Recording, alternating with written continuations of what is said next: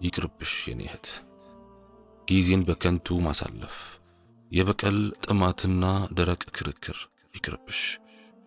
ከጤና ከደስታ ከእንቅልፍና ከአእምሮ እረፍት ይልቅ ለገንዘብና ለሀብት ክምችት ቅድሚያ መስጠትሽ ይቅርብሽ።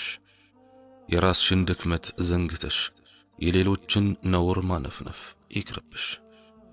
አካላዊ ፍላጎትን በማርካት መጠመድ ብሎም ለአእምሮትና ለነፍስ ፍላጎት እጅ መስጠት ይቅርብሽ የኔ እህት።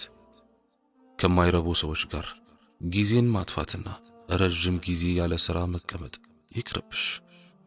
በቤት ውስጥ የግል ንጽህናን መዘንጋትና ዝርክርክነትን ይቅርብሽ።